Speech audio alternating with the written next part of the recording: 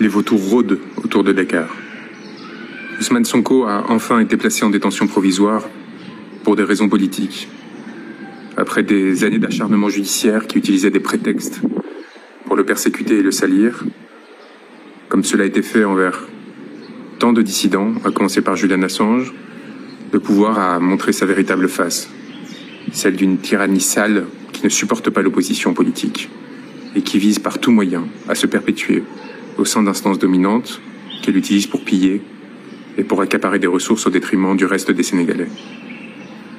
C'est avec un sentiment de dégoût et de vilainie très fort que j'ai accueilli cette nouvelle et la démonstration encore une fois que l'appareil judiciaire sénégalais n'était pas en mesure de faire respecter l'état de droit face à la volonté toujours plus écrasante de ses dominants et de ses instances politiques. Alors je vous dis tout cela depuis Dakar. Je salue la mort d'un nouveau martyr tombé à Pékin aujourd'hui, tombé à Pékin pour la liberté et la souveraineté de son peuple.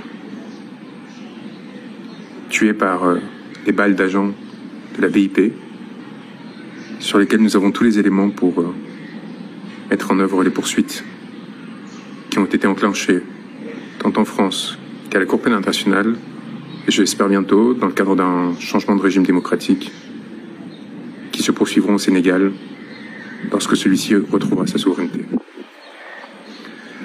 Je vous parle non pas en fugitif, déguisé en femme, mais en effet porteur d'une robe. Une robe d'avocat.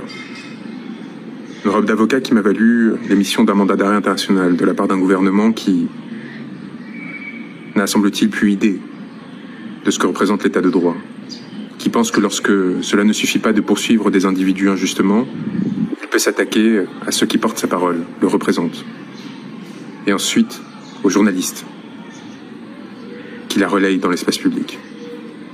Je tiens à saluer le courage de beaucoup de journalistes sénégalais qui, contrairement à leurs collègues oligarchisés français, ont au moins cette passion de la diversité et de la différence, même si certains sont pris dans les raies de la propagande.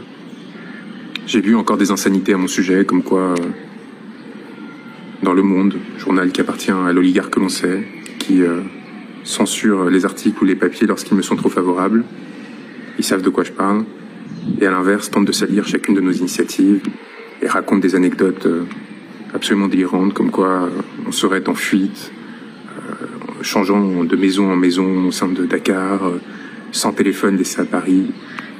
Désolé de vous décevoir, mais la réalité est à la fois beaucoup plus complexe et beaucoup plus enchanteuse que celle que vous tentez de décrire pour détruire vos ennemis et non pas faire votre travail, contrairement à ce que vous espérez faire croire aux autres, mais servir des intérêts que l'on sait.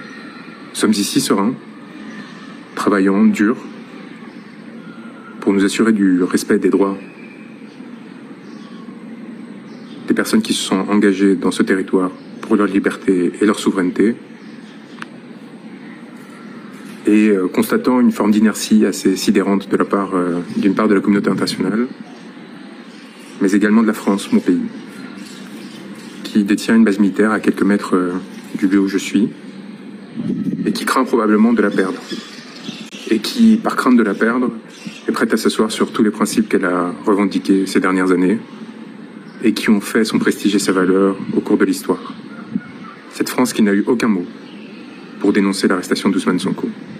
Cette France qui a participé à sa persécution en soutenant le mandat d'arrêt émis à mon encontre.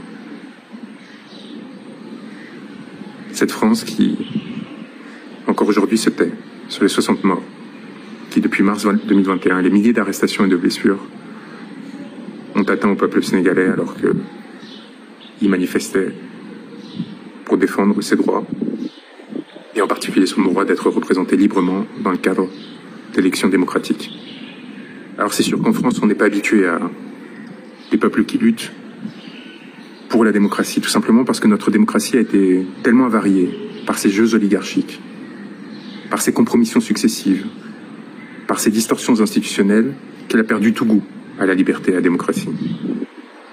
Et alors, quand elles voient un peuple se lever, son élite, ses petits gouvernants, voient des échos de luttes passées, qui ont pourtant fondé notre régime, et qui ont trouvé de glorieux épisodes depuis, y compris au sein des Gilets jaunes, et bien avec l'inquiétude des dominants qui craignent pour leur position et la défense de leurs intérêts. Je les connais, ces médiocres, et je les ai assez fréquentés pour savoir ce qui explique leur attentisme, leur indifférence et leur soutien larvé, puissant, à l'encontre des régimes qui tuent, qui pillent, qui violent. Est-ce que c'est pour cela qu'il faut se donner à des mains étrangères, à d'autres acteurs opportunistes qui tentent de se saisir de ces opportunités? Non. Il faut en profiter pour garder sa dignité, réclamer sa souveraineté et proposer des positions d'équilibre comme celles qu'Ousmane Sonko développait, sans asservissement à l'égard d'une puissance tierce, quelle qu'elle soit, pour et par le peuple. Pour et par le peuple. C'est maintenant le cri qui doit nous unir pour défendre, à travers ce destin et à travers celui de tous ceux qui luttent, nos aspirations à la beauté et la dignité. Courage à tous. On est à vos côtés, très proches. On l'a fait pour vous démontrer qu'on n'était pas dans l'incantatoire, que l'on était aussi capable de prendre des risques, mais aussi, jusqu'au bout, revendiquer la légitimité de nos faits et gestes, de nos paroles, puisque c'est sur des paroles que nous avons été poursuivis. Notre droit et notre devoir impérieux de porter assistance à ceux qui nous l'ont demandé sans céder à une quelconque forme de pression. C'est ainsi que j'ai toujours exercé mon magistère, c'est ainsi que je continue à le faire auprès des frères qui luttent, de la Guadeloupe au Sénégal, et rien ni personne ne pourra nous en empêcher. Peut-être qu'ils nous arrêteront, peut-être qu'ils nous empêcheront de mener à bien le travail que l'on mène avec des acteurs de la société civile, politique, des confrères, pour essayer de comprendre les mécanismes d'oppression qui ont amené à la commission de crimes contre l'humanité. Mais il nous faut rappeler deux choses. D'une part, leurs crimes sont imprescriptibles. D'autre part, le travail que nous avons fait, cette communication européenne internationale, cette plainte auprès des institutions françaises et qui seront, je l'espère, relayées par les institutions sénégalaises dès que ce pays aura repris sa souveraineté, ce travail est fait. Leurs responsabilités sont établies.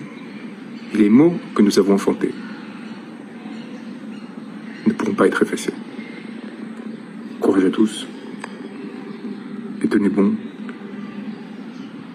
pour notre souveraineté et notre dignité.